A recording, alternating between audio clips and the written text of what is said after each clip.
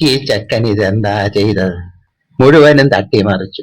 എന്താ കുട്ടി നീ കാണിക്കുന്നത്? ഏതു നേരവും നീ ഇങ്ങനെ ചിന്തിച്ചിരിക്കുന്നത് എന്താ? ആകപ്പാടെ കുറച്ച് മണ്ണെണ്ണയാണുള്ളത്. വിളക്കിലൊഴിക്കാൻ ഞാൻ ഇനി എന്ത് ചെയ്യും? എന്താ നാറ്റം! മുത്തശ്ശി പരിഭവിച്ചു. അവൻ ഒന്നും മിണ്ടിയില്ല. കനത്ത നിരാശയാണ് അവന്റെ മുഖത്ത്. നീ എന്താണ് ഈ ആലോചിക്കുന്നത്? എപ്പ നോക്കിയാലും ചിന്ത തന്നെ ചിന്ത. ഞാൻ പറയുന്നത് നീ കേൾക്കുന്നുണ്ടോ? അവൻ ഒന്നും മിണ്ടാതെ തറയിൽ നിന്നും പൊട്ടിയ കുപ്പിയുടെ ചില്ലുകൾ പെറുക്കിയെടുത്തു. കയ്യിലെല്ലാം മണ്ണെണ്ണ പറ്റിക്കാതെ കുട്ടിയെ. ചില്ലെല്ലായിടത്തും തെറിച്ചിട്ടുണ്ടാവും. മാറി നിൽക്കേ, ചില്ല് കാലില് തറയ്ക്കും. മുത്തശ്ശി മുറിയുടെ മൂലയിൽ നിന്നും ചൂലെടുത്ത് പൊട്ടിയ ചില്ലുകൾ തൂത്തുവാരി തുടങ്ങി. അവൻ മുറിയുടെ മൂലയിലേക്ക് മാറി നിന്നു. നീ ഇങ്ങനെ തുടങ്ങിയാൽ എങ്ങനെയാ? ഒരു ശ്രദ്ധയൊക്കെ വേണ്ടേ? എന്റെ കാലം കഴിഞ്ഞാൽ നീ ഇങ്ങനെ ഇരിക്കാനാണോ പുറപ്പാട്? വന്നു കയറിയപ്പോ തൊട്ട് ഇങ്ങനെ ആലോചിച്ചിരിക്കാൻ എന്താ ഉണ്ടായത്? പുതിയ സ്കൂൾ ഇഷ്ടായില്ലേ? ജനലഴികളിൽ പിടിച്ച് അവൻ പുറത്തേക്ക് നോക്കി നിൽക്കുകയാണ്. വാരിക്കൂട്ടിയ ചില്ലുകൾ കടലാസിലാക്കി മുത്തശ്ശി അവന് നേരെ നീട്ടി. ദാ, ഇത് കൊണ്ടുപോയി തൊടിയുടെ അരികിലെ പൊട്ടക്കിണറിലിട. എന്നിട്ട് വേഗം വന്ന് കൈയും മുഖവും കഴുകി വിളക്കൊരുക്കൂ. സന്ധ്യ ആവാറായി. ഇഴജന്തുക്കൾ ഇറങ്ങുന്ന സമയമാണ്. ശ്രദ്ധിച്ചു പോണം. അവൻ അത് വാങ്ങി പുറത്തേക്ക് ഇറങ്ങി. നാരായണ നാരായണ നാരായണ നാരായണ നാരായണ നാരായണ നാരായണ നാരായണ. മുത്തശ്ശി നാമം ജപിച്ചുകൊണ്ട് അവനെ നോക്കി നിന്നു. ചില നേരം ഒരക്ഷരം മിണ്ടില്ല. ഈ കുട്ടി എന്താണാവോ ഇത്ര ആലോചിച്ച് കൂട്ടുന്നത്? നാരായണ, നീ തന്നെ രക്ഷ. എന്റെ കുഞ്ഞിന് നല്ല ബുദ്ധി കൊടുക്കണേ. അവർ മെല്ലെ തിരിഞ്ഞ് ചുവരിൽ കൈപിടിച്ച് അടുക്കളയിലേക്ക് നടന്നു. പൊട്ടക്കിണറിന്റെ അരികിലെ വലിയ പ്ലാവിന്റെ ചുവട്ടിൽ നിന്നുകൊണ്ട് അവൻ കിണറ്റിലേക്ക് കയ്യിലെ കടലാസ് പൊതി വലിച്ചെറിഞ്ഞു. അത് ആഴത്തിലേക്ക് പോയി ഉള്ളിൽ വീഴുന്ന ശബ്ദം കേട്ടു. അവൻ തിരിച്ചു നടന്നു. ഇത് സുധിയുടെ കഥയാണ്. ഈ വർഷം 10ാം ക്ലാസ് കഴിഞ്ഞു. നല്ല മാർക്കോടെ പാസ്സായി. +1 ചേരുന്നതിന് വേണ്ടിയാണ് ഈ നാട്ടിലേക്ക് പോകുന്നത്. സ്കൂളിന്റെ അടുത്തായതുകൊണ്ട് ഇവിടുന്ന് പോകുന്നതാണ് നല്ലത്. ദൂരക്കുറവുണ്ടല്ലോ. നടന്നു പോകാനുള്ള ദൂരമേ ഉള്ളൂ. ആഴ്ചയിലൊരിക്കല് ഞാൻ വന്ന് അന്വേഷിച്ചോളാം. പിന്നെ ഒരു മാറ്റം നിനക്കും വേണം. സ്വന്തമായിട്ട് ജീവിക്കാൻ ഒരു ത്രാണി ഇപ്പോഴേ ഉണ്ടാക്കുന്നത് നല്ലതാ. എപ്പോഴും എല്ലാവരെയും സഹായിക്കാനൊന്നും പറ്റില്ല. അതുകൊണ്ട് അവനവന്റെ കാര്യം നോക്കാൻ ഇന്നേ പഠിക്കണം. ഈ സ്ഥലവും വീടും മുത്തശ്ശിയുടെ പേരിലാണ്. നിന്റെ പേരിലാണ് അമ്മ അത് എഴുതി വച്ചിരിക്കുന്നത്. അതുകൊണ്ട് ഇനി മണ്ണിനും വീടിനും നീ എങ്ങും പോകേണ്ട കാര്യമില്ല. ഇവിടവുമായി ഒന്ന് പരിചയിക്കുന്നത് നല്ലതല്ലേ? എന്തെങ്കിലും ആവശ്യമുണ്ടെങ്കിൽ തെക്കേരെ ഗോപാലേട്ടനോട് പറഞ്ഞു വിട്ടാൽ മതി. അയാൾ എന്നും വന്നു പോകുന്ന സ്ഥലമല്ലേ. എന്താണേലും ഞാൻ എത്തിക്കാം. നന്നായിട്ട് പഠിച്ച് ഒരു ജോലിയൊക്കെ വാങ്ങിയ സുഖമായിട്ട് ജീവിക്കാൻ അത് മതി. എത്ര കാലമാ എൻ്റെ നിഴലായിട്ടിങ്ങനെ. അമ്മാവൻ അവൻ്റെ നെറുകയിൽ തലോടി. തിരിച്ചിറങ്ങുമ്പോൾ അയാൾ കണ്ണു തുടയ്ക്കുന്നത് ജാലകത്തിലൂടെ അവൻ കണ്ടിരുന്നു. ശങ്കരനമ്മാവൻ്റെ വീട്ടിലായിരുന്നു ഇത്രയും കാലവും താമസം. ഓർമ്മ വെച്ച നാൾ മുതൽ അമ്മാവൻ്റെ വീട്ടിലാണ് മുത്തശ്ശിയും താനും.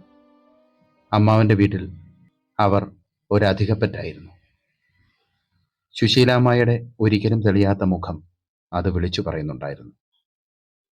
അമ്മാവന് വില്ലേജ് ഓഫീസിലാണ് ജോലി. 2 പെൺമക്കളാണ്. വേണിച്ചേച്ചിക്കും പ്രിയയ്ക്കും തന്നെ വളരെ ഇഷ്ടമാണ്. പ്രിയ തൻ്റെ ഇളയതാണ്. ഇവിടെ എത്തിയിട്ട് 4 ദിവസമാകുന്നു. പുതിയ സ്കൂൾ, പുതിയ ചുറ്റുപാട്, പൊരുത്തപ്പെടാൻ കഴിയുന്നില്ല. കുത്തുവാക്കുകളുടെ നൊമ്പരമുണ്ടെങ്കിലും തന്നോട് അനുകമ്പയുള്ളവർ ആ വീട്ടിലുണ്ടായിരുന്നു. അവളുടെ ഒരു പ്രത്യേക സ്വഭാവമാണ്, നീ അത് കാര്യമാക്കണ്ട, അമ്മാവൻ ആശ്വസിപ്പിക്കാറുണ്ട്. അമ്മായി ഒളിഞ്ഞും തെളിഞ്ഞും എന്തെങ്കിലും പറയുക അമ്മാവന്റെ അഭാവത്തിലായിരിക്കും. അതുകൊണ്ട് തന്നെ കഴിയുന്നതും അടുക്കള ഭാഗത്തേക്ക് അവൻ പോകാറില്ല. വീട്ടിൽ അതിഥികൾ ആരെങ്കിലും ഉണ്ടെങ്കിൽ അധികവും പറമ്പിലാവും നടത്തം. പുസ്തകമെടുത്ത് മാവിന്റെ ചോട്ടിൽ പോയിരിക്കും. വീട്ടിലിരുന്നാൽ സുശീലമ്മായി തനിക്കായി ചെയ്ത ഔദാര്യങ്ങളുടെ കണക്ക് കേൾക്കേണ്ടി വരും. ബന്ധുക്കൾ ആരെങ്കിലും വന്നാൽ അതൊരു പതിവാണ്. ആ വലിയ വീടിന്റെ ഒരരികിലെ ചെറിയ മുറിയിലാണ് മുത്തശ്ശിയുടെയും തന്റെയും താമസം. അവിടേക്ക് ഞങ്ങളുടെ താമസം മാറ്റുവാൻ അമ്മാവനോട് വാശി പിടിച്ച് നിരാഹാരം കിടന്നയാളാണ് അമ്മായി. തന്നെ കുറ്റപ്പെടുത്തുവാൻ ഓരോ കാരണങ്ങൾ കണ്ടെത്തുകയും പറയുകയും ചെയ്യുമ്പോൾ മുത്തശ്ശി കണ്ണു തുടയ്ക്കുന്നത് കാണാം. സാരമില്ല കുട്ടിയെ, കേട്ടില്ലെന്ന് ഭാവിക്കുക. നന്നായി പഠിച്ച് നല്ലൊരു ജോലി വാങ്ങണം, പിന്നെ ആരെ ആശ്രയിക്കണ്ടല്ലോ. വൈകുന്നേരം അമ്മാവൻ വീട്ടിലെത്തിയാൽ പിന്നെ ആശ്വാസമാണ്. അമ്മായി പിന്നെ മിണ്ടില്ല. ശരിക്കും താൻ ആ വീട്ടിൽ ആരാണെന്ന് പലപ്പോഴും ചിന്തിച്ചു നോക്കിയിട്ടുണ്ട്. എന്തിനാണ് ഇതെല്ലാം സഹിച്ച് അവിടെ ജീവിക്കുന്നതെന്നും. വേണിച്ചേച്ചിയെ പുസ്തകപ്പുഴു എന്നാണ് പ്രിയ വിളിക്കുന്നത്. എപ്പോഴും പുസ്തകങ്ങൾക്ക് നടുവിലാണ്. കുട്ടിക്കാലത്ത് തനിക്ക് ചിത്രകഥകൾ തരുന്നത് വേണിച്ചേച്ചിയാണ്. BA അവസാന വർഷ പഠനത്തിലാണ് അവൾ. എന്താ കുട്ടി? അവന്റെ ചിന്തകൾ മുറിഞ്ഞു. വിളക്ക് കൊളുത്താൻ നേരമായി, വേഗം കയ്യും കാലും കഴുകി വരൂ. അവൻ പുറത്തേക്ക് പോയി. കിണറ്റിൻ കരയിൽ ചെന്ന് വെള്ളം കോരി കയ്യും കാലും മുഖവും കഴുകി. മുത്തശ്ശി വിളക്ക് കൊളുത്തി.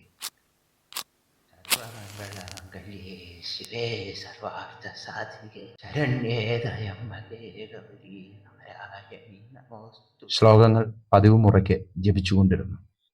അവൻ അവരെ നോക്കിക്കൊണ്ട് ഉമ്മറത്തിരുന്നു. പണ്ട് വലിയ പ്രതാപശാലികളായിരുന്നു മുത്തശ്ശിയുടെ കുടുംബം. ഇത് തറവാട് വീടാണ്. മുത്തശ്ശൻ പട്ടാളത്തിലായിരുന്നു എന്ന് കേട്ടിട്ടുണ്ട്. കശ്മീരിൽ ഏറ്റുമുട്ടലിൽ വീരമൃത്യു വരിച്ചു. എപ്പോഴും മുത്തശ്ശി പറയും, എങ്ങനെ കഴിഞ്ഞിരുന്ന വീടാ സുഹൃദാക്ഷയം.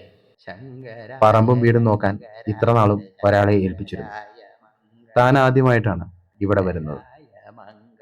എന്താ കുട്ടിയെ, ഇപ്പോഴും നീ ചിന്തിച്ചു തീർന്നില്ലേ? ഇവിടെ നിനക്ക് ഇഷ്ടപ്പെട്ടില്ലേ? ഇതാണ് ഇനി മുതൽ നമ്മുടെ വീട്.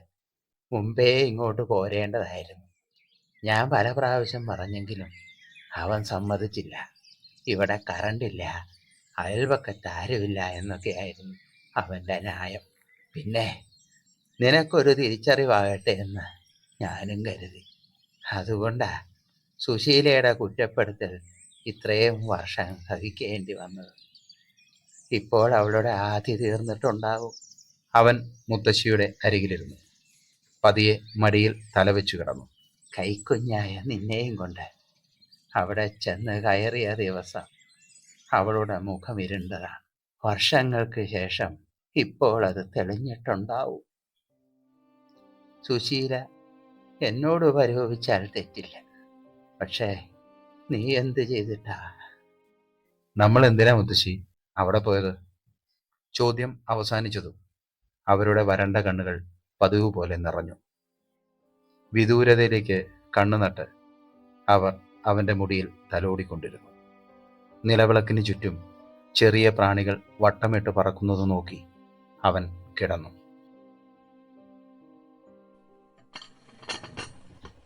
ചോറിന് വേവ് കുറവാ. സാരമില്ല. പ്ലേറ്റ് മുഖത്തിനൊപ്പം ഉയർത്തി തേങ്ങാ ചമ്മന്തി കലർത്തിയ കഞ്ഞിവെള്ളം കുടിച്ചു. മേൽചുണ്ടിന് മുകളിൽ ചെറുതായി എരിയുന്നുണ്ട്. പ്ലേറ്റുമായി അവൻ എഴുന്നേറ്റു. നാളെ നല്ല ചോറും കൂട്ടാനും വെച്ച് തരാം കേട്ടോ. അവൻ മുറിയിലേക്ക് പോയി. മരത്തിന്റെ അഴികൾ ഘടിപ്പിച്ച 4 പാളികളുള്ള ജനലിലൂടെ പുറത്തെ കാഴ്ചകൾ ചന്ദ്രപ്രകാശത്തിൽ തെളിഞ്ഞു നിന്നു. കറണ്ട് ഇനിയും വന്നിട്ടില്ല. തലയുയർത്തി നിൽക്കുന്ന തെങ്ങുകൾക്കിടയിൽ വെള്ളി വെളിച്ചം വീണു കിടന്നു. ഭംഗിയുള്ള ഒരു കാഴ്ചയാണ് അത്. ജനലഴികൾ നിഴലുകൾ വീഴ്ത്തിയ മേശപ്പുറത്തു നിന്നു കരിപറ്റിയ ചിമ്മിനി വിളക്കിൻ്റെ ചില്ല് ശ്രദ്ധയോടെ അവൻ ഊരിയെടുത്തു. ജനലിൻ്റെ അഴികൾക്കിടയിൽ തിരികെ വെച്ചിരുന്ന ചെറിയ തുണിക്കഷ്ണം കൊണ്ട് അത് വൃത്തിയായി തുടച്ചു. ശേഷം അത് കൊളുത്തി മേശപ്പുറത്ത് വെച്ചു. മേശയുടെ അടിയിലേക്ക് കടത്തിയിട്ടിരുന്ന തടിക്കസേര വലിച്ച് അതിലിരുന്നു. ആകാശം ചിതറിത്തെറിച്ച നക്ഷത്രങ്ങളെ നേർത്ത മേഘങ്ങൾ കൊണ്ട് പുതപ്പിച്ചു. ചന്ദ്രബിംബത്തിൻ്റെ വെള്ളി വെളിച്ചം ചെറുകാറ്റിൽ ഉലയുന്ന തെങ്ങോലകൾക്ക് തിളക്കം സമ്മാനിച്ചു. ജാലകപ്പഴുത്തിലൂടെ അത് കണ്ടുകൊണ്ട് കുറച്ചുനേരം അവനിരുന്നു. മേശപ്പുറത്ത് അടുക്കി വെച്ചിരുന്ന ബുക്കുകൾ പരിശോധിച്ചു. ചിന്തകൾ കെട്ടുപിണയുകയാണ്. ബുക്ക് മടക്കി വെച്ചു. കൈകൾ പിണച്ചുവെച്ച് മേശപ്പുറത്തേക്ക് കമിഴ്ന്നു കിടന്നു. മനസ്സിലേക്ക് പഴയ വീടും മാവിൻ ചുവടും വേണിച്ചേച്ചിയും പ്രിയയും ഓർമ്മകളായി തിങ്ങിക്കയറി. കാതിൽ വളരെ അടുത്തായി ഒരു നിശ്വാസം കേട്ട് അവൻ തലയുയർത്തി നോക്കി. തെങ്ങിൻ തോപ്പിനുള്ളിൽ തിളങ്ങുന്ന വെള്ളി വെളിച്ചത്തിൽ നിൽക്കുന്ന ഒരു വെളുത്ത രൂപം അവൻ കണ്ടു.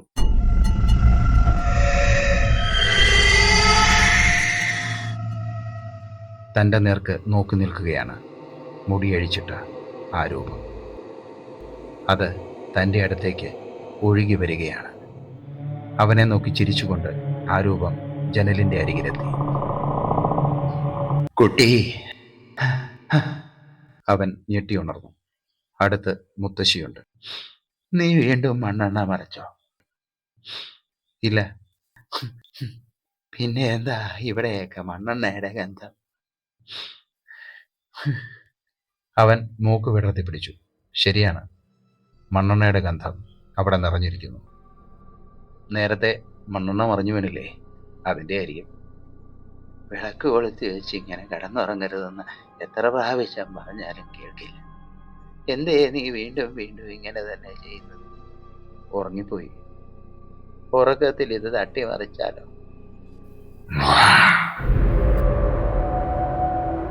ആരാത്? തുറന്നു കിടക്കുന്ന ജനലിലൂടെ കൈപ്പടം കണ്ണിന് മുകളിൽ വെച്ച് മുത്തശ്ശി പുറത്തേക്ക് നോക്കി. അവൻ ഞെട്ടലോടെ ജനലിന് പുറത്തേക്ക് നോക്കി. ആരുമില്ല. മുത്തശ്ശിക്ക് തോന്നുന്നതാണ്. ഇപ്പൊ തീരെ കണ്ണ് കാണാൻ കഴിയുന്നില്ല. എന്തൊരു ഗന്ധം! പണ്ടും അങ്ങനെയാണ്. മണ്ണെണ്ണയുടെ ഗന്ധം മുത്തശ്ശിക്ക് തീരെ ഇഷ്ടമല്ല. അത് അവരെ അസ്വസ്ഥപ്പെടുത്തുന്നതായി പലപ്പോഴും തോന്നിയിട്ടുണ്ട്. ഉറങ്ങണ്ടേ കുട്ടി? വിരിച്ചിട്ടുണ്ട്, വന്ന് കിടക്കൂ. നാളെ സ്കൂളിൽ പോകണ്ടേ? ആ ജനലടച്ചേക്കൂ. സന്ധ്യ കഴിഞ്ഞാ അത് തുറക്കണ്ട. അല്പം ശാസനയുടെ സ്വരത്തിലാണ് മുത്തശ്ശി പറഞ്ഞത്. തെങ്ങിൻ തോപ്പിലേക്ക് ഒരിക്കൽ കൂടി നോക്കിക്കൊണ്ട് അവൻ ജനൽപ്പാളികൾ നാലും പതിയെ ചേർത്തടച്ചു. മുത്തശ്ശി തിരിഞ്ഞു നടന്നു. വിളക്കുമെടുത്ത് അവൻ പിന്നാലെ പോയി.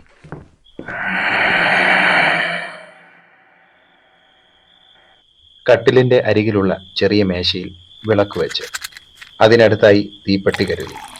കുടിക്കാനുള്ള വെള്ളം മുത്തശ്ശി കൂജയിൽ നിറച്ച് മേശപ്പുറത്ത് കൊണ്ടുവച്ചു. ഒരു കൊച്ച് സ്റ്റീൽ ഗ്ലാസ് കൊണ്ട് അത് മൂടി വെച്ചു. കയർപ്പാകിയ ചെറിയ കട്ടിലിൽ അവരിരുന്നു. ജാലകത്തിനരികിലുള്ള കട്ടിലിൽ മൂടി പുതച്ച് അവൻ കിടന്നു. എപ്പോഴോ ഉറങ്ങിപ്പോയി. പുറത്ത് മഴ പെയ്യുകയാണ്. ഓടുകൾക്കിടയിലൂടെ മഴത്തുള്ളികൾ നേർത്ത കണികകളായി മുഖത്തേക്ക് വീഴുന്നു. അവൻ മെല്ലെ കണ്ണുകൾ തുറന്നു. കൂർക്കം വലിക്കുന്ന ശബ്ദം കേൾക്കാം. മുത്തശ്ശി നല്ല ഉറക്കമാണ്. പുറത്ത് കാറ്റിൽ തെങ്ങോലകൾ ആടിയുലയുന്ന ശബ്ദം കേൾക്കാം. ആരായിരിക്കും തെങ്ങിൻ തോപ്പിൽ നിന്ന് തന്നെ നോക്കിയത്? അവർ തന്നെ തന്നെ നോക്കി നിൽക്കുകയായിരുന്നു. എവിടെയോ കണ്ടുമറന്ന മുഖം. സ്വപ്നമാണെന്ന് വിശ്വസിക്കുവാൻ കഴിയുന്നില്ല. സുന്ദരിയായ ഒരു സ്ത്രീ, ഒരു ചെറിയ പുഞ്ചിരി ആ മുഖത്തുണ്ട്. കാൽച്ചുവട്ടിലെ ജാലകച്ചില്ലിലൂടെ മിന്നലിൻ്റെ വെളിച്ചം ഉള്ളിലേക്ക് കടന്നു വന്നു. അവൻ അങ്ങോട്ട് നോക്കിക്കിടന്നു. കണ്ണുകൾ ഉറക്കത്തെ കാത്തിരുന്നു. പാതി മയക്കത്തിൽ അവൻ്റെ മൂക്കിലേക്ക് ശക്തമായി മണ്ണെണ്ണയുടെ ഗന്ധം കടന്നു വന്നു. അവൻ കട്ടിലിൽ എഴുന്നേറ്റിരുന്നു. മേശപ്പുറത്ത് പതിയെ പരതി നോക്കി. ഓടിനിടയിൽ വെളിച്ചത്തിനായി നൽകിയിരിക്കുന്ന പായല് പിടിച്ച ചില്ലിലൂടെ നേർത്ത പ്രകാശം അകത്തേക്ക് വീഴുന്നുണ്ട്. കണ്ണുകൾ തിരുമ്മി അവൻ മേശപ്പുറത്തേക്ക് സൂക്ഷിച്ചു നോക്കി. ഇല്ല, വിളക്ക് അവിടെ തന്നെയുണ്ട്. പിന്നെ എവിടെ നിന്നാണിത്? രൂക്ഷമായ ഗന്ധം വീണ്ടും കടന്നു വന്നു. അവൻ ചുറ്റും നോക്കി. പിന്നെ കൂജയുടെ മുകളിൽ കമിഴ്ത്തി വെച്ചിരുന്ന ഗ്ലാസ് എടുത്തു.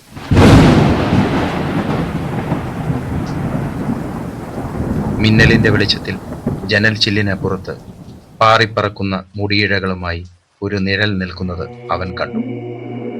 നടുക്കത്തോടെ അവൻ കണ്ണുകൾ ഇറുക്കി അടച്ചു. കയ്യിൽ നിന്നും ഗ്ലാസ് താഴെ വീണു. എന്താ? മുത്തശ്ശി പിടഞ്ഞെഴുന്നേറ്റു. അവന്റെ നാവ് വരണ്ടു. ശബ്ദം പൊങ്ങിയില്ല. ഇരുന്നിടത്തു നിന്നും അവന് അനങ്ങാൻ സാധിച്ചില്ല. മോനെ, മോനെ. പേടിയോടെ അവൻ മൂളി. എന്തു പറ്റിയടാ? വിളക്ക് കൊളുത്തു കുട്ടി. അവൻ തീപ്പെട്ടി പരതിയെടുത്ത് വിളക്ക് കൊളുത്തി. മുറിയിൽ പ്രകാശം പരന്നു. എന്താ? ഗ്ലാസ് താഴെ വീണതാ. എന്തേ, വെള്ളം വേണോ? ആ. അവൻ ഭയത്തോടെ ജനലിന്റെ നേരെ നോക്കി. എന്താ കുട്ടി? ഒന്നുമില്ല. നേർത്ത വിറയലോടെ പൂജയിൽ നിന്നും വെള്ളം ഗ്ലാസ്സിലേക്ക് പകർന്നു. അത് കുടിച്ചു. നീ സ്വപ്നം വല്ലതും കണ്ടുവോ? പ്രാർത്ഥിച്ചിട്ട് കിടക്കാൻ പറഞ്ഞ കേൾക്കില്ലല്ലോ. അതല്ലേ ദുസ്വപ്നം കാണുന്നത്. മുത്തശ്ശി കട്ടിലിൽ നിവർന്നിരുന്നു. നാമം ജപിക്കാൻ തുടങ്ങി. നമശിവായ നമശിവായ നമശിവായ വാഹിമ നമശിവായ നമശിവായ നമശിവായ വാഹിമ. അവൻ കിടന്നു. തലവഴി പുതപ്പ് വലിച്ചു മൂടി. തെങ്ങിൻ തോപ്പിനരികിലുള്ള വഴിയിലൂടെ സുധി നടന്നു. ഇടയ്ക്ക് തിരിഞ്ഞു നോക്കി. മുത്തശ്ശി ഉമ്മറത്തു നിന്ന് കൈവീശി. തോപ്പിനുള്ളിൽ കുറച്ച് അകലെയായി ഓടുകൾ തകർന്ന നിലയിൽ ഒരു വീട് കാണാം. മുറ്റം മുഴുവൻ പുല്ലുകൾ നിറഞ്ഞ ഒരു പഴയ വീട്. മുറ്റത്ത് വലിയൊരു മാവ് അവിടെ പടർന്നു നിൽപ്പുണ്ട്. നല്ല ഭംഗിയുണ്ട്. അതിനു മുന്നിൽ കുറച്ചു നേരം അവിടെ നിന്നു. പിന്നെ വീണ്ടും മുന്നോട്ട് നടന്നു. ചോറുപൊതിയുടെ ചൂട് കൈകളെ പൊള്ളിച്ചു. ബുക്കിനൊപ്പം അത് പിടിച്ചു നടക്കാൻ വലിയ പാടാണ്. പ്രിയ ഉണ്ടായിരുന്നപ്പോൾ അവളായിരുന്നു തൻ്റെ ചോറും പൊതി വാങ്ങി ബാഗിൽ വച്ചിരുന്നത്. അമ്മാവനൊപ്പം പടിയിറങ്ങുമ്പോൾ ജനലിനപ്പുറത്ത് നിറഞ്ഞ കണ്ണുമായി അവൾ തന്നെ നോക്കി നിൽപ്പുണ്ടായിരുന്നു. ലോകം മുഴുവൻ കീഴടക്കിയ മുഖഭാവത്തോടെ സുശീലമായി പടിപ്പുര വരെ വന്നു. യാത്ര പറഞ്ഞപ്പോൾ എന്തോ പറയാൻ അവർ നാവ് ഉയർത്തിയെങ്കിലും അമ്മാവന്റെ രൂക്ഷമായ ഒരു തിരിഞ്ഞു നോട്ടത്തിൽ അത് അവസാനിച്ചു. വേണിച്ചേച്ചി പുതിയതായി വാങ്ങിയ പേനയാണ് സമ്മാനമായി തന്നത്. അവളുടെ കണ്ണുകളും നിറഞ്ഞിരുന്നു. പ്രിയ അവിടേക്ക് വന്നതേയില്ല. പാവം, ഒരുപാട് വിഷമിക്കുന്നുണ്ടാവും. എവിടെ പോയാലും തന്നോടൊപ്പം ഓടിയിറങ്ങുന്ന പെണ്ണ്. അമ്മായിക്ക് അത് കാണുന്നതേ കലിയാണ്. തനിക്ക് വേണ്ടി എപ്പോഴും വാദിക്കുന്നതും അവളാണ്. കത്തയക്കണം എന്ന് പറഞ്ഞിട്ടുണ്ടെങ്കിലും അതിനുള്ള ധൈര്യം തനിക്കില്ല. മഴ ചാറി തുടങ്ങി.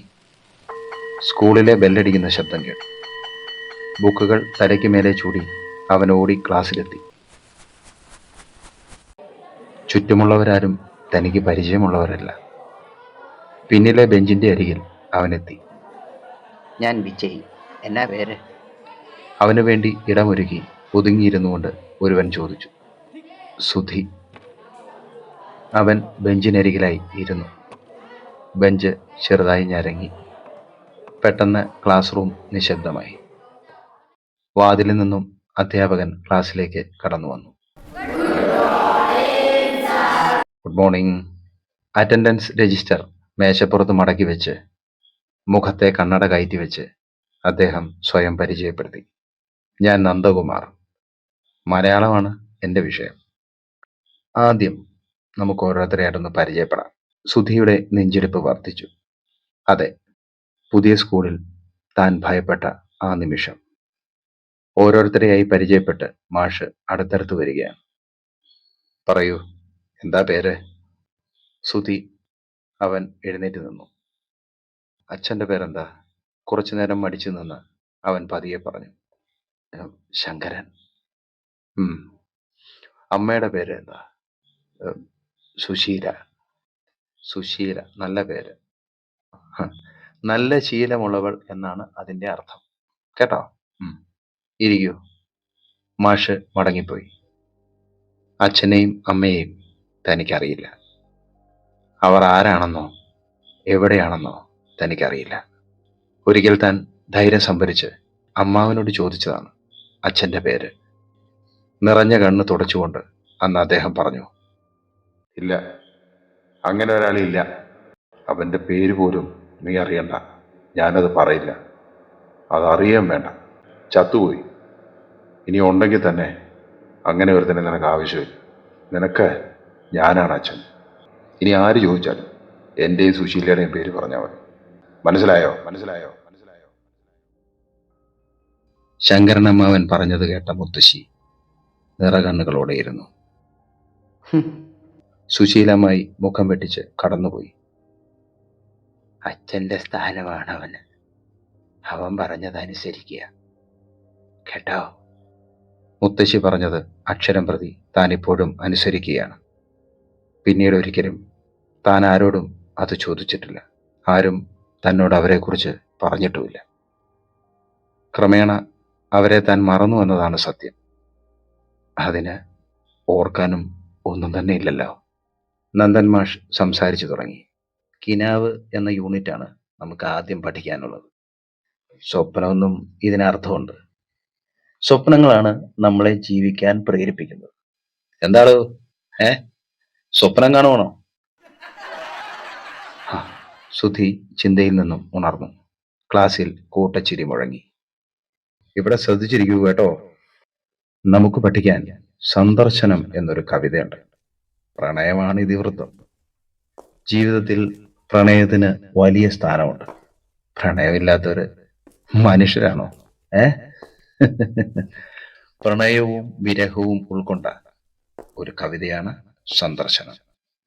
ആരെങ്കിലും അത് കേട്ടിട്ടുണ്ടോ? കേട്ടിട്ടുള്ളവർ ഒന്ന് കൈ ഉയർത്തു. സുധി മെല്ലെ കൈ ഉയർത്തി. പ്രിയ തന്നെ കൊണ്ട് ഏറ്റവും കൂടുതൽ ചൊല്ലിച്ച കവിത. കവിതയിലെ വരികൾ പോലെ ജനലിന്റെ അപ്പുറത്ത് നിറകണ്ണുകളുമായി നിന്ന അവളുടെ മുഖം അവന്റെ മനസ്സിൽ തെളിഞ്ഞു. ചൊല്ലാൻ അറിയാമോ? നന്ദൻ മാഷ് ചോദിച്ചു. ശ്രമിക്കാം മാഷേ. മിടുക്കൻ. ക്ലാസ് നിശബ്ദമായി.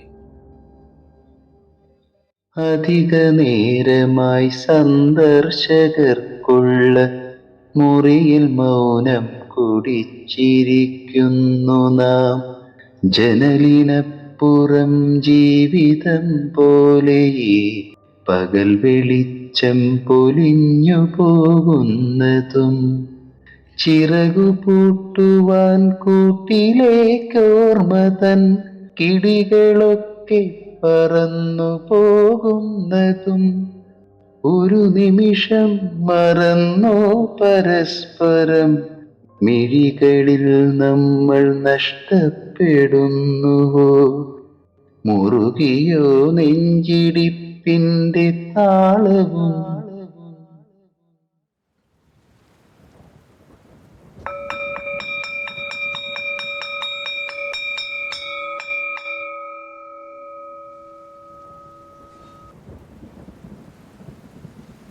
പുറത്ത് മഴ തകർക്കുകയാണ്.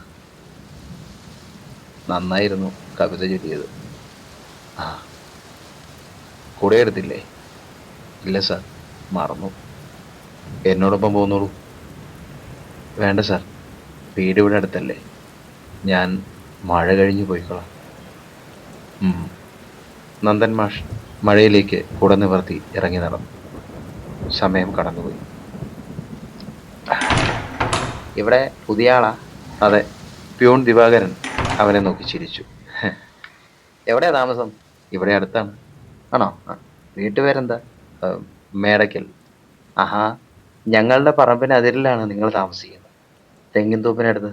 ശങ്കരന്റെ വീതം വിറ്റിരുന്നല്ലോ. അവിടെ. ആ. അതിനെക്കുറിച്ച് യാതൊന്നും അറിയില്ലെങ്കിലും അവൻ മെല്ലെ തലയാട്ടി. ഓ. ശങ്കരൻ കഴിഞ്ഞ ദിവസം വന്നിരുന്നല്ലോ. ഉവ്. മടങ്ങിപ്പോകുന്ന വഴി ഒരു നോട്ടം കണ്ടു. വീണ്ടും മേടക്കരയ്ക്ക് വരുന്നുവെന്ന് കേട്ടിരുന്നു. പറമ്പ് നോക്കാൻ ഒരാളെ അന്വേഷിക്കാനും പറഞ്ഞു. ഒരു കൊല്ലം കഴിഞ്ഞാൽ പിന്നെ ആരെയും നോക്കേണ്ട കാര്യമില്ലായിരുന്നു. അതെന്താ? ഞാൻ മതിയായിരുന്നു. അടുത്ത കൊല്ലം പെൻഷനാ. പിന്നെ എന്തെങ്കിലും പണി വേണ്ടേ? ഏ മേടക്കിലേക്ക് വരണമെന്ന് വിചാരിച്ചതാ. അതിനിടയ്ക്ക് ഒന്ന് നാട്ടിലേക്ക് പോകേണ്ടി വന്നു. അടുത്ത ദിവസം വരാൻ കേട്ടോ. എല്ലാവരും ഒന്ന് കാണാമല്ലോ. അയൽവക്കത്ത് ആരും ഇല്ലായിരുന്നൊരു വിഷമം ഉണ്ടായിരുന്നു. അതിപ്പോ മാറിക്കിട്ടി. മുമ്പ് വീട് നോക്കാൻ ഏൽപ്പിച്ചിരുന്ന രാഘവൻ കൊച്ചേട്ടന് വയ്യാതായ മുതലാണ് ശങ്കരൻ ഇങ്ങോട്ടൊക്കെ വരുന്നത് തന്നെ. ഉം. അയാൾ കുട നിവർത്തി. 2 ദിവസമായി കറണ്ട് പോയിട്ട്. അവിടെ വരെ പോയി ചോദിക്കണം. എപ്പോ കറണ്ട് വരുമെന്ന് അറിയില്ല. കാറ്റത്ത് എവിടേക്കോ ലൈനുകൾ പൊട്ടി വീണെന്ന് പറയുന്നു. ആ, ഒരു കാര്യം ചെയ്യാം. മോനെ ഞാൻ കൊണ്ടുവിടാം. ഇവിടെ അടുത്തല്ലേ? വേണ്ട. മഴ കാണുന്നത് എനിക്ക് ഇഷ്ടമാണ്. ഞാൻ പോയിക്കൊള്ളാം. ചേട്ടൻ്റെ കാര്യം നടക്കട്ടെ. ശരി. എന്നാ ഞാൻ നിർബന്ധിക്കുന്നില്ല. നാളെ കാണാം. കുട നിവർത്തി അയാൾ ഇറങ്ങി നടന്നു. അവൻ ഓടിന്റെ തുമ്പിൽ നിന്ന് ഊർന്നു വീഴുന്ന വെള്ളത്തുള്ളികളെ നോക്കി നിന്നു. മഴ കുറയുകയാണ്. പക്ഷെ വീണ്ടും മാനത്തേക്ക് മഴക്കാർ ഓടിക്കയറുകയാണ്. ഇനി നിന്നാൽ സന്ധ്യയാകും. അവൻ ചാറ്റൽ മഴയിലേക്ക് ഇറങ്ങി വേഗം നടന്നു. വഴിയിൽ താൻ തനിച്ചാണ്. പാടത്തിനപ്പുറത്തു നിന്നും വീണ്ടും മഴ പറന്നു വന്നു. പ്ലാസ്റ്റിക് കവറിൽ തിരികിയ ബുക്കുകൾ ഷർട്ടിന്റെ ഉള്ളിലേക്ക് കടത്തിവെച്ച് അവൻ മുന്നിലേക്ക് ഓടി. ആർത്തലച്ചെത്തുന്ന മഴയ്ക്ക് മുൻപേ പാടവരമ്പിനരികിലുള്ള തെങ്ങിൻ തൊപ്പിൽ പാതി തകർന്ന വീടിന്റെ വരാന്തയിലേക്ക് അവൻ ഓടിക്കയറി. മാനത്ത് കാർമേഘങ്ങൾ ഉരുണ്ടുകൂടുകയാണ്. വലിയ മഴ വരുന്നു. ചേർത്തലച്ച ജനാലകളിൽ ഒന്ന് അല്പം തുറന്നിരിപ്പുണ്ട്. അവിടെ നിന്ന് നോക്കിയാൽ മഴയ്ക്കിടയിലൂടെ തൻ്റെ വീട് കാണാം. മുറ്റത്തെ മാവിനെ കാറ്റ് വല്ലാതെ ഉലച്ചു. മഴ തിമിർത്തു പെയ്യുകയാണ്. വീടിൻ്റെ വരാന്തയിലേക്ക് മഴച്ചാറൽ പാറി വീണു. അവൻ അല്പം പിന്നിലേക്ക് നീങ്ങി നിന്നു. പൊടിയും പൂപ്പലും കട്ട പിടിച്ച ജനൽപ്പാളി കാറ്റിൽ മെല്ലെ ഞരങ്ങി. ഓഹ്, എന്തൊരു മഴയത്! കാർമേഘത്തിൻ്റെ മൂടൽ പടർന്ന് ഇരുട്ട് നിറഞ്ഞു നിന്നു. അവിടെ ഇവിടെയായി ഓടുകൾക്കിടയിലൂടെ മഴത്തുള്ളികൾ ഒലിച്ചിറങ്ങുവാൻ തുടങ്ങി. കരിപുരണ്ട മച്ചിൽ നിന്നും കറുത്ത വെള്ളത്തുള്ളികൾ അവൻ്റെ കൈത്തണ്ടയിലേക്ക് ഇറ്റു വീണു. മഴ തോരുന്ന ലക്ഷണമില്ല. ഓഹ്, സന്ധ്യയാവാൻ തുടങ്ങുന്നു. ഇനി ഇവിടെ നിന്നാൽ മുത്തശ്ശി പേടിക്കും.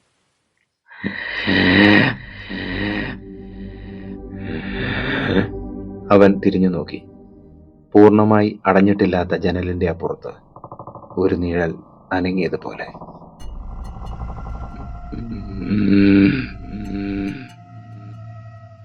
ജനലിന്റെ വിടവിലേക്ക് അവൻ സൂക്ഷിച്ചു നോക്കി. മണ്ണെണ്ണയുടെ ഗന്ധം അന്തരീക്ഷത്തിൽ പടരുവാൻ തുടങ്ങി. അകത്തുനിന്നും എന്തൊക്കെയോ ശബ്ദങ്ങൾ കേൾക്കുന്നുണ്ട്. ഇതിനുള്ളിൽ ആരോ ഉണ്ട്. അവൻ വാതിലിൽ മെല്ലെ തട്ടി. ആരെങ്കിലും ഉണ്ടോ? ഉള്ളിലെ ശബ്ദം നിലച്ചു.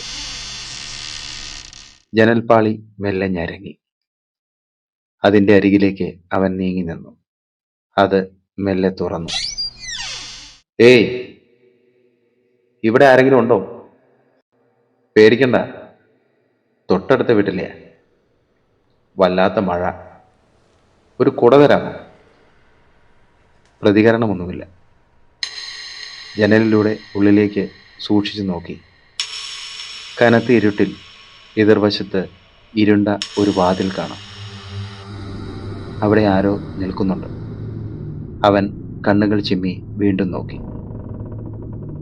മുടി അഴിച്ചിട്ട ആ രൂപം പുറംതിരിഞ്ഞു നിൽക്കുകയാണ്. ഏയ്, ഒരു കുട തരാമോ? ആ രൂപം മെല്ലെ തിരിഞ്ഞു. വലത്തെ കൈകൊണ്ട് മുടി മാടി ഒതുക്കിയപ്പോൾ ചുവന്ന നിറത്തിലുള്ള വളകൾ കൈകളിൽ കിരുങ്ങി. ജനലിന്റെ അരികിലേക്ക് അവൾ വന്നു. പുരികങ്ങൾക്കിടയിലെ കറുത്ത പൊട്ട്, വിടർന്ന മനോഹരമായ കണ്ണുകൾ, ചുണ്ടിന്റെ കോണിൽ നനുത്ത ചിരി, സുന്ദരിയായ ഒരു സ്ത്രീരൂപം. എന്തേ? അവൾ ചോദിച്ചു. കണ്ടില്ലേ, വല്ലാത്ത മഴ. മുത്തശ്ശി മാത്രമേ വീട്ടിലുള്ളൂ. ഒരു കുട കിട്ടിയാൽ ഉപകാരമായിരിക്കും. ഇവിടെ എത്തി 4 ദിവസം ആയതേ ഉള്ളൂ. എനിക്ക് ഇവിടെ ആരെയും പരിചയമില്ല. ഇനിയും വൈകിയ മുത്തശ്ശി പേടിക്കും. അവൾ ചിരിച്ചുകൊണ്ട് നിന്നു. ദാ ആ വീടാണ് എൻ്റെ. അറിയാം. അറിയുമോ? മുത്തശ്ശി മാത്രമേ അവിടെ ഉള്ളൂ. അതും അറിയാം. ജനലഴികൾക്കിടയിലൂടെ അവൾ കുട അവന് നേർക്ക് നീട്ടി. ദാ, ഞാൻ മുത്തശ്ശിയോട് പറഞ്ഞേക്കാം. എന്ത്? മുത്തശ്ശി അറിയുമെന്ന് പറഞ്ഞില്ലേ? അവൾ ചിരിച്ചു. ആ, നിങ്ങളുടെ പേരെന്താ? ജാനകി. കുട ഞാൻ രാവിലെ സ്കൂളിൽ പോകുമ്പോൾ തിരിച്ചു തരാം. പോയിക്കൊള്ളൂ, നേരം വൈകി. അവൻ തിരിഞ്ഞ് പുറത്തേക്കിറങ്ങി. ശക്തമായ മഴ ആർത്തലച്ചു. മണ്ണെണ്ണയുടെ രൂക്ഷഗന്ധം അവൻ അനുഭവപ്പെട്ടു. സുധി തിരിഞ്ഞു നോക്കി. അവന്റെ പിന്നിൽ കാറ്റത്ത് ജനൽപ്പാളികൾ ഞരങ്ങി. കുട ചൂടി അവൻ അവിടെ നിന്നും ഇറങ്ങി മുന്നോട്ട് നടന്നു. തന്റെ ഊഹം തെറ്റിയില്ല. മുത്തശ്ശി ഉമ്മറത്ത് കാത്തു നിൽപ്പുണ്ട്. കുട എടുക്കാൻ മറന്നല്ലേ? എവിടെയായിരുന്നു നീ? കുറച്ചുകൂടി കഴിഞ്ഞെങ്കിൽ നിന്നെ തെരഞ്ഞ് ഞാൻ ഇറങ്ങാൻ തുടങ്ങിയായിരുന്നു. ഭയങ്കര മഴയല്ലായിരുന്നു മുത്തശ്ശി. ഞാൻ ആ പൊളിഞ്ഞ വീട്ടിൽ കയറി നിന്നു. അവിടെ നിന്ന് ഒരു കുട കിട്ടി. ഏത് വീട്ടിൽ? തോപ്പിനരികിലുള്ള ആ പഴയ വീട്ടിലെ. അവിടുന്ന്. മുത്തശ്ശി അവനെ തുറിച്ചു നോക്കി. കുടമടക്കി ഇറയത്ത് വെച്ച് അവൻ അകത്തേക്ക് കയറി. നിൽക്ക് കുട്ടി, നിൽക്ക്. ചുമലിലെ തോർത്തുകൊണ്ട് മുത്തശ്ശി അവന്റെ തല തുടച്ചു. ഞാൻ നനഞ്ഞില്ല മുത്തശ്ശി. ആരാ നിനക്ക് കുട തന്നത്? മുത്തശ്ശിയെ അവരറിയോന്നാ പറഞ്ഞത്. ആര്? ആ സ്ത്രീ. ആരാണെന്ന് എനിക്കറിയില്ല. അവരുടെ പേര് ആ ജാനകി എന്നാ പറഞ്ഞത്. അവൻ അകത്തേക്ക് നടന്നു. നെറ്റിയിൽ പതിപ്പിച്ച വെളുത്ത തുണിയിലേക്ക് മുത്തശ്ശി വെള്ളത്തുള്ളികൾ വീഴ്ത്തി. അവൻ മെല്ലെ കണ്ണുകൾ തുറന്നു. വലിയ കരിമ്പടം കൊണ്ട് അവനെ പുതപ്പിച്ചു കിടത്തി. നെറ്റിയിലും കഴുത്തിലും കൈപ്പടം വെച്ച് നോക്കി. ഓ, പൊള്ളുന്ന ചൂട്. മുത്തശ്ശി എഴുന്നേറ്റ് പോയി. ജനൽപ്പാളികൾ മെല്ലെ ഞരങ്ങി. അവൻ അങ്ങോട്ട് നോക്കി. അഴികൾക്കപ്പുറം നിന്ന് ജാനകി ചിരിച്ചു. കുട്ടിക്ക് പനി പിടിച്ചോ?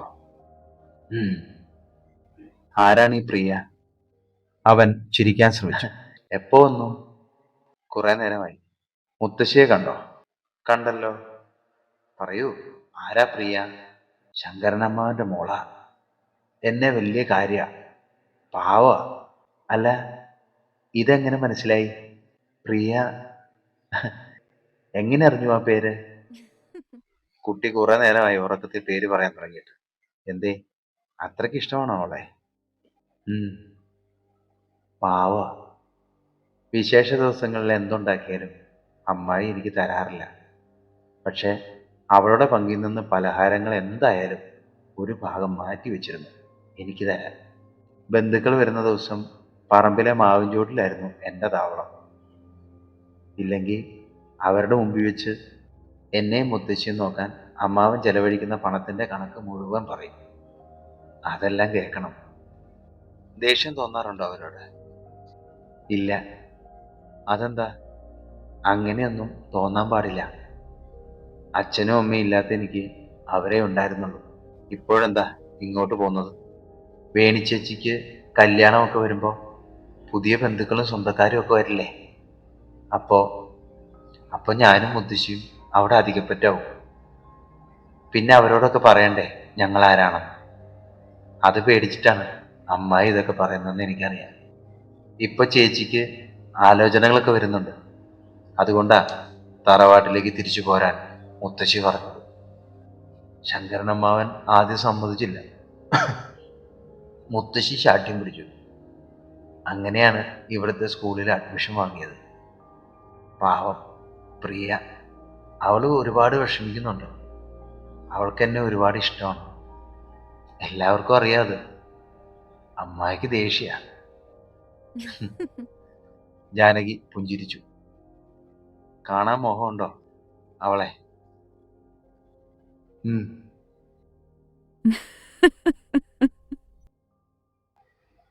സുധി, സുധി. അവൻ കണ്ണു തുറന്നു. മുന്നിൽ പുഞ്ചിരിയോടെ ഒരാൾ. ഇപ്പോൾ എന്തു തോന്നുന്നു സുധിക്ക്? ഏ? അവന്റെ കണ്ണുകൾ മയങ്ങിയിരുന്നു. ഹ, എന്നെ മനസ്സിലായോ? ഇല്ല, ഞാനൊരു ഡോക്ടറാണ്. സുധിക്ക് പനിയാണെന്ന് പറഞ്ഞു. ദാ, ഈ ഗുളിക കഴിച്ചോളൂ. അയാൾ നൽകിയ ടാബ്ലറ്റ് അവൻ കഴിച്ചു. ആ, ഇനി മിടുക്കനായിട്ട് കുറച്ചു നേരം കൂടെ വിശ്രമിച്ചോളൂ. ഒന്നുകൂടി ഒന്ന് ഉറങ്ങി എഴുന്നേറ്റാൽ എല്ലാ ക്ഷീണവും മാറും. അവൻ തലയാട്ടി. തലയ്ക്ക് വല്ലാത്ത ഭാരം. മെല്ലെ അവൻ കണ്ണുകൾ അടച്ചു. ഡോർ തുറന്ന് ഡോക്ടർ പുറത്തിറങ്ങി ക്യാബിനിലേക്ക് നടന്നു. മുന്നിലെ കസേരയിൽ അസ്വസ്ഥനായിരിക്കുന്ന ശങ്കരൻ. എന്താ ഡോക്ടർ, അവൻ എന്താണ് കുഴപ്പം? പേടിക്കാനൊന്നുമില്ല. ഇതൊരു തരം ഹാലുസിനേഷനാണ്. പലതരത്തിൽ ഇത് കാണാറുണ്ട്. ഉറക്കം കുറവുള്ളതുകൊണ്ടും ഇങ്ങനെ സംഭവിക്കാവുന്നതാണ്. കുട്ടികളിൽ ഇത് സാധാരണമാണ്. ചില സ്വപ്നങ്ങൾ പോലെ. അവർ ഉറക്കത്തിൽ സംസാരിക്കുന്നത് കേട്ടിട്ടില്ലേ? യാഥാർത്ഥ്യവുമായി സ്വപ്നങ്ങൾ പലപ്പോഴും ബന്ധപ്പെട്ട് കിടക്കുന്നു. ഇവിടെ സുധിക്ക് യാഥാർത്ഥ്യ ബോധമുണ്ട്. എന്നാൽ ആ ബോധമണ്ഡലത്തിലേക്ക് ചില കഥാപാത്രങ്ങളും കടന്നു വരുന്നുണ്ട്. പരിചയമില്ലാത്ത സാഹചര്യത്തിലായതുകൊണ്ട് അയാൾക്ക് അത് ഐഡന്റിഫൈ ചെയ്യാൻ കഴിയുന്നില്ല. അത്രേ ഉള്ളൂ. ചുറ്റുമുള്ളത് ആരൊക്കെയാണെന്ന് തിരിച്ചറിഞ്ഞാൽ മാറാവുന്ന പ്രശ്നങ്ങളേ ഉള്ളൂ അയാൾക്ക്. ഇപ്പോൾ ശങ്കരൻ പറഞ്ഞതുപോലെ ഒറ്റപ്പെട്ട സാഹചര്യം, പെട്ടെന്നുണ്ടായ മാറ്റം, വേണ്ടപ്പെട്ടവരിൽ നിന്നുള്ള അകൽച്ച, കേൾക്കാൻ ആരുമില്ലാത്ത അവസ്ഥ, ഇതൊക്കെ കുട്ടികളുടെ ചിന്തകളെ ബാധിക്കും. ഇവിടെ ഈ എല്ലാ സാഹചര്യങ്ങളും സുധിക്കുണ്ട്. നിങ്ങളുടെ വീട്ടിൽ നിന്നും പെട്ടെന്നുണ്ടായ മാറ്റം, ഇവിടെ വന്ന് പുതിയ സ്കൂളിൽ ഒറ്റപ്പെട്ട അന്തരീക്ഷം, പരിചയമില്ലാത്ത സാഹചര്യങ്ങൾ, അതുമായിട്ട് പൊരുത്തപ്പെടാൻ അവൻ്റെ മനസ്സ് അനുവദിക്കുന്നില്ല. അവൻ്റെ മനസ്സിൽ നിങ്ങളുടെ വീടും മാവിൻ ചുവടും കളിക്കൂട്ടുകാരിയൊക്കെയാണ്. അതുകൊണ്ട് ഇവിടെ ഈ ഒറ്റപ്പെട്ട സാഹചര്യത്തിൽ അയാൾക്ക് അനുയോജ്യമായൊരു സാഹചര്യം അയാൾ തന്നെ സൃഷ്ടിച്ചെടുത്തു. അത്രേ ഉള്ളൂ. അയാൾക്ക് ഒരുപാട് ചോദ്യങ്ങളുണ്ട്. ഒരുപക്ഷെ അത് അയാളിൽ നിന്നും നിങ്ങൾ മറച്ചു വെച്ച കാര്യങ്ങളാവാം. അത് അയാളെ തന്നെ പറഞ്ഞ് മനസ്സിലാക്കുന്നതാണ് നല്ലത്. അയാളോട് തന്നെയുള്ള ചോദ്യങ്ങൾ ചോദിക്കാനും അയാൾക്ക് ആവശ്യമായ ഉത്തരം പറയാനും അയാൾ മനസ്സുകൊണ്ട് സൃഷ്ടിച്ച ഒരു കഥാപാത്രം മാത്രമാണ് ജാനകി. ആലോചന കൂടി വരുന്ന സമയത്ത്, ശരിക്കും പറഞ്ഞാൽ മനസ്സ് താളം തെറ്റുന്ന ആ സമയത്ത്, മറ്റാരും കേൾക്കാത്ത ശബ്ദങ്ങൾ കേൾക്കുക, പ്രത്യേകതയുള്ള ഗന്ധങ്ങൾ, രുചികൾ, നിറങ്ങൾ, രൂപങ്ങൾ, ഇതെല്ലാം മനസ്സ് കാണിച്ചു തരും. ഞാനിപ്പോൾ ശങ്കരനോട് സംസാരിക്കുന്നത് പോലെ മനസ്സ് ഞാൻ ആഗ്രഹിക്കുന്ന രൂപത്തിൽ എന്നോട് സംസാരിക്കും.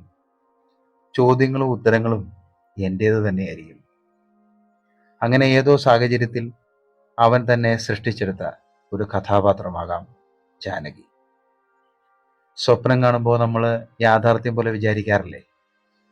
ഉണരുമ്പോൾ നമുക്ക് മനസ്സിലാവും കണ്ടത് സ്വപ്നമാണെന്ന്. പറഞ്ഞാലും പറഞ്ഞാലും തീരാത്ത ഒരുപാട് പരിഭവങ്ങളുണ്ട് അവൻ്റെ കൊച്ചു മനസ്സിൽ. അവനത് പറഞ്ഞു തീർക്കുകയായിരുന്നു രാവും പകലും മുഴുവൻ. ആകാംക്ഷയോടെ ശങ്കരൻ ചോദിച്ചു, ഈ ജാനകി ആരാണെന്ന് ചോദിച്ചില്ലേ? ചോദിച്ചു.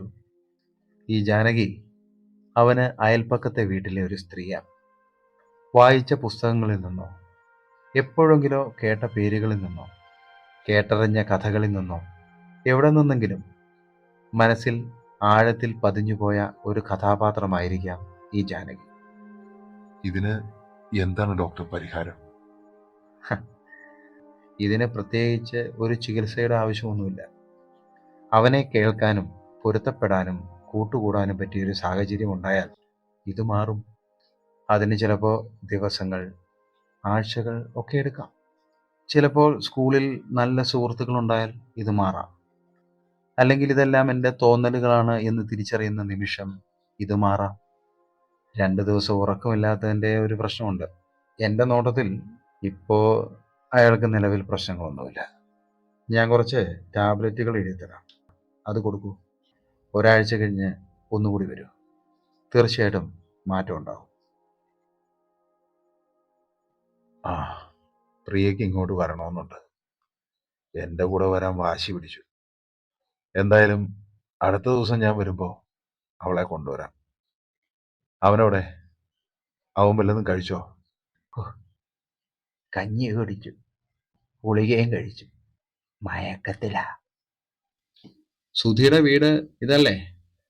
നന്ദൻ മാഷാണ്, ഒപ്പം ദിവാകരനുമുണ്ട്. ആ, വരൂ. ശങ്കരൻ അവരെ അകത്തേക്ക് ക്ഷണിച്ചു. ഉമ്മറത്ത് അവർ ഇരുന്നു. ഇത് സുധിയുടെ മാഷാ. എന്താ, എന്തു പറ്റി? സുധി എവിടെ? മരുന്ന് കഴിച്ച് ഉറക്കത്തില. ഞാൻ പറഞ്ഞില്ലേ മാഷെ, കഴിഞ്ഞ ദിവസം രാവിലെ വീട്ടുകാരെ ഒന്ന് കാണാൻ വന്നതാ. അപ്പോഴാണ് ഈ സംഭവം. അപ്പൊ തന്നെ ശങ്കരനെ ഞാൻ വിവരം അറിയിച്ചു.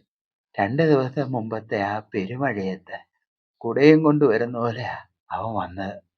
കയ്യിൽ കുട പിടിച്ചിരിക്കുന്നത് പോലെ നനഞ്ഞു കുളിച്ച്. എന്തോ ഒരു പന്തേട് പോലെ എനിക്ക് തോന്നി. പിന്നെ വൈകിട്ട് കഞ്ഞി കുടിച്ചു കിടന്നതാ. രാത്രി ആരോ സംസാരിക്കുന്ന ശബ്ദം കേട്ട് ഞാൻ ചെന്ന് നോക്കിയപ്പോ ജനലിൽ കൂടി ആരോടോ സംസാരിക്കുന്നു. ഞാൻ ആ വാതിക്കൽ കുറെ നേരം നിന്നു. അവിടെ തന്നെ ഇരുന്ന് സംസാരത്തോട് സംസാരം. ആ, മുറിക്ക് പുറത്ത് നേരം വെളുക്കുന്നത് വരെ ഞാൻ കാവലിരുന്നു. രാവും പകലും എല്ലാം വാതോരാതെ എന്തൊക്കെയോ പറയുക. ഒരു തരത്തിൽ ഞാൻ നേരം വെളുപ്പിച്ചു. അപ്പോഴാണ് ഇദ്ദേഹത്തിന്റെ വരവ്. നിങ്ങൾ സംസാരിക്ക്, ഞാൻ ചായ എടുക്കാം, ശങ്കരൻ പറഞ്ഞു. അതെ മാഷേ, ഞാൻ വന്നപ്പോഴും അവൻ സംസാരിച്ചുകൊണ്ടിരിക്കുകയാണ്. ആ ജനലിൻ്റെ അപ്പുറത്ത് ആരോ ഉണ്ട്, അങ്ങനെ തോന്നിപ്പോവും. ആരെങ്കിലും മുറി കടന്നു ചെന്നാൽ സംസാരം നിർത്തും. എന്നിട്ട് നമ്മളോട് വളരെ കാഷ്വലായിട്ട് സംസാരിക്കും. നമ്മൾ പുറത്തിറങ്ങിയാൽ വീണ്ടും ജനലിൻ്റെ പുറത്തേക്ക് നോക്കി സംസാരിച്ചുകൊണ്ടിരിക്കും. അങ്ങനെയാണ് ഞാൻ ആശുപത്രി കൊണ്ടുപോയത്. ഡോക്ടർ പറഞ്ഞത് പെട്ടെന്നുള്ള ഈ മാറ്റത്തിൻ്റെ ഒരു ടെൻഷൻ കൊണ്ടാണെന്നാണ്. കുഴപ്പമില്ലെന്നും പറഞ്ഞു. ചെറിയ ടാബ്ലറ്റ് സ്റ്റാർട്ട് ചെയ്തിട്ടുണ്ട്. ഓ, ആശ്വാസമായി. ഞാൻ ഇറങ്ങട്ടെ സാറേ, പറമ്പിൽ കുറച്ച് പണി ബാക്കിയുണ്ട്. ദിവാകരൻ പുറത്തേക്ക് പോയി. നിങ്ങൾ സുധീരാരാ? ഞാൻ അവൻ്റെ അമ്മാവനാ. എൻ്റെ പെങ്ങളുടെ മകനാണ് സുധി. ഇത് ഞങ്ങളുടെ തറവാട്ട് വീടാ. ഓഹോ. മുത്തശ്ശി ചായയുമായി വന്നു. അത് വാങ്ങിച്ചുകൊണ്ട് മാഷി ചോദിച്ചു, അവൻ്റെ അച്ഛനും അമ്മയും അവരൊക്കെ എവിടെ? ശങ്കരൻ മൗനത്തിലിരുന്നു. അല്ല, ഞാൻ ചോദിച്ചത് തെറ്റായിപ്പോയോ? അല്ല മാഷേ, അവൾക്കൊരബദ്ധം പറ്റിയത്. ഒരു സ്നേഹബന്ധം. അവളുടെ ഇഷ്ടമല്ലേ, ഞങ്ങൾ സമ്മതിച്ചു കൊടുത്തു. വലിയ സ്നേഹത്തിലൊക്കെയായിരുന്നു അവരാദ്യം. പക്ഷേ ക്രമേണ അവൻ്റെ സ്വഭാവം മാറിത്തുടങ്ങി. കുടിച്ച് 4 കാലിലാവും വരിക. എല്ലാ മുതലും വിറ്റ് തൊലച്ചു. ദേഹോപദ്രവം വരെയായി. ഒരുപാട് സഹിച്ചു എൻ്റെ കുട്ടി. മുത്തശ്ശി കരയുവാൻ തുടങ്ങി. ഒടുവിൽ ഞാൻ അവരെ ഇവിടേക്ക് കൂട്ടി. തറവാട്ടിൽ താമസിക്കാൻ എന്തുകൊണ്ടോ അവൾ തയ്യാറായില്ല. അവനെ പേടിച്ചിട്ടാവും. ഇവിടുത്തെ പണിക്കാർക്ക് താമസിക്കാൻ വേണ്ടി ആ തോപ്പിൻ്റെ അരികിൽ ഒരു വീട് പോലെ ഉണ്ടായിരുന്നു.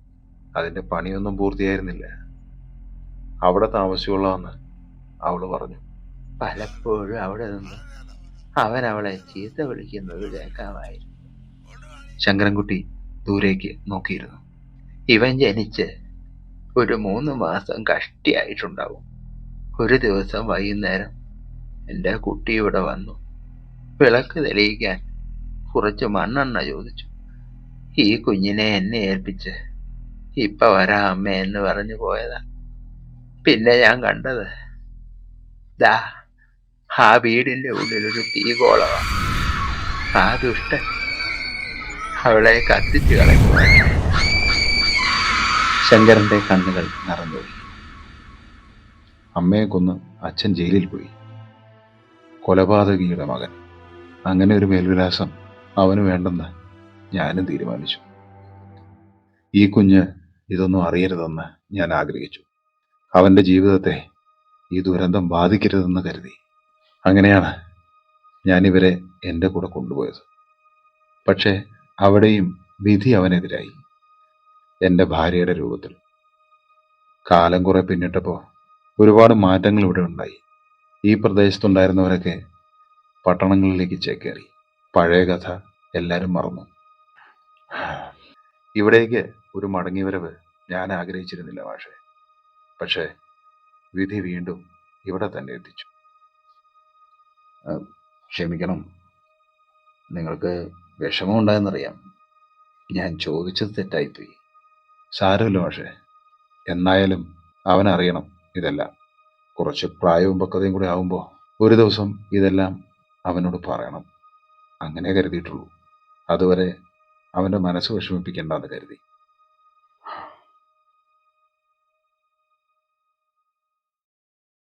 ഞാൻ ഇറങ്ങട്ടെ, നേരം വൈകുന്നു. ആ, നന്ദൻ മാഷ് യാത്ര പറഞ്ഞു. ഉണരുമ്പോൾ സുധിയോട് എൻ്റെ അന്വേഷണം പറയണം. പടിപ്പുര കടന്ന് അയാൾ പോയി.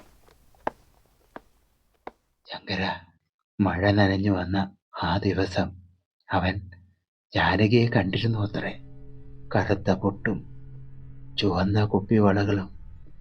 അതിനെക്കുറിച്ചാണ് അവനൊന്ന് ഉറങ്ങുന്നത് വരെ പറഞ്ഞത്. അതിലെന്തെങ്കിലും വാസ്തവമുണ്ടോ? ആ, ഡോക്ടറും അത് തന്നെയാണ് പറഞ്ഞു. അവൻ കാണുന്നതും സംസാരിക്കുന്നതും അവളെ തന്നെയാണ്. അവൻ ഇതുവരെ കാണാത്ത, തിരിച്ചറിയാത്ത അവൻ്റെ അമ്മയെ, ജാനകിയെ. ഭഗവതി. വാതിലിനപ്പുറം ജനാലക്കരികിലെ കട്ടിലിൽ കണ്ണടച്ച് സുധി കിടന്നു. അവന്റെ കൺകോണിൽ നിന്നും കണ്ണുനീർച്ചാലുകൾ ഒഴുകിയിറങ്ങിക്കൊണ്ടിരുന്നു.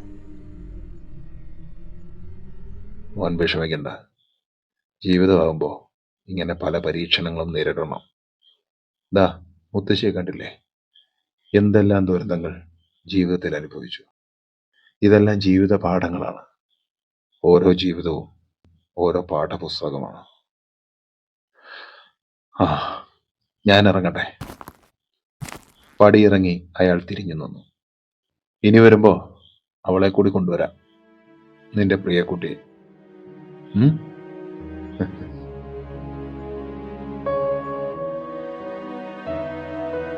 ഹരേ രാമ ഹരേ രാമ രാമ രാമ ഹരേ ഹരേ ഹരേ കൃഷ്ണ നാമം ഹരേ ജപിച്ച് മുത്തശ്ശി കൃഷ്ണ. കട്ടിലിലേക്ക് ചാഞ്ഞു കിടന്നു.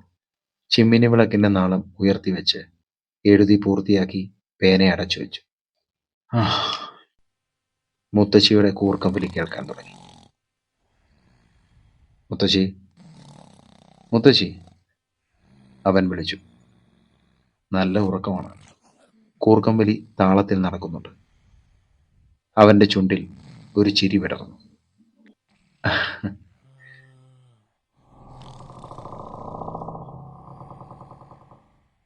ജനലിന്റെ വാതിൽ ചെറുതായി ഇളകുവാൻ തുടങ്ങി.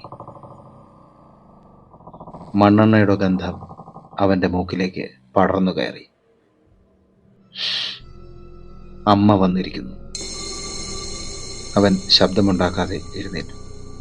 തിരിഞ്ഞ് മുത്തശ്ശിയെ നോക്കി. വിളക്കിന്റെ തിരി താഴ്ത്തി വെച്ചു.